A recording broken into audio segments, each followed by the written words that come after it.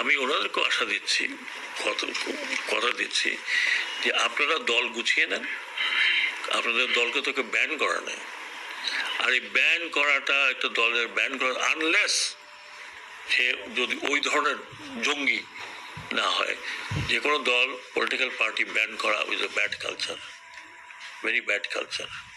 এখন আপনারা অনেকেই বলতে পারেন আমি একটু বেশি কথা বলি, শিওর, আই লাভ টকিং।